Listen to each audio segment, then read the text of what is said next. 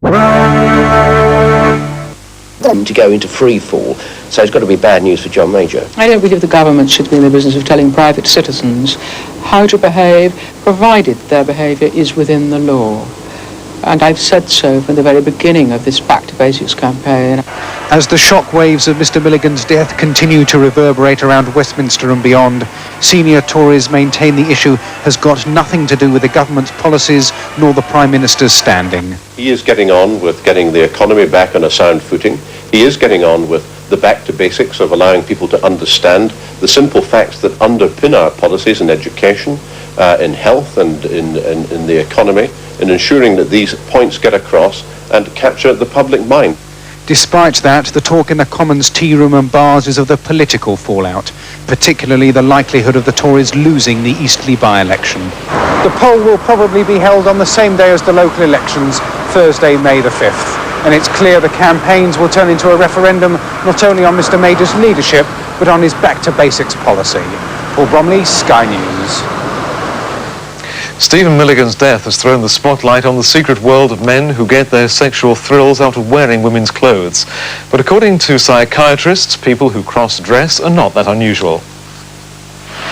Research suggests as many as 1 in 10 men are fascinated at the thought of dressing up in women's clothes, but many haven't got the nerve to try it. Medical opinion is divided about why many men get hooked on fetishes.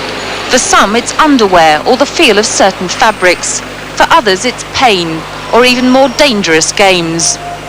What happens is that at some trigger time in their lives, they've had a sexual response which they found enjoyable and pinned that response onto something that happened to be around them at the time, rather than seeing it for what it is, a normal something that just happens, which is why people will get attached to fur, or things that feel good, silky satin, because that's what happened to be around at the time. And for some people, they've found tricks, if you like, that give them a much more intense response, a much more pleasurable one. And some of them are potentially dangerous. Quite often it's men from harsh upper-class backgrounds with little love and attention during childhood who have more bizarre sexual leanings.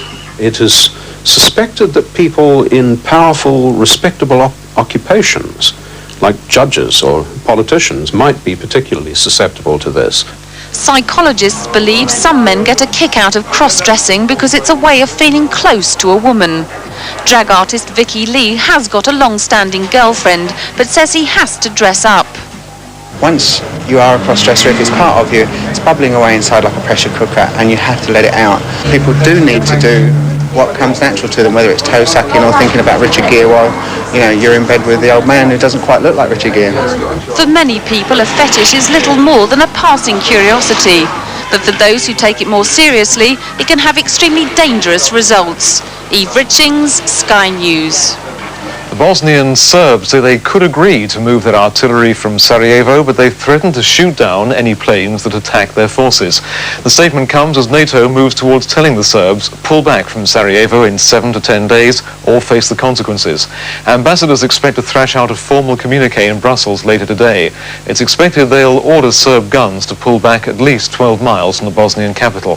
France has warned that if NATO doesn't issue an official threat, French peacekeepers, the biggest UN force in Bosnia, could be pulled out. As ambassadors for the 16 member nations gather in Brussels, this key meeting could bring the first Western intervention in the 22 months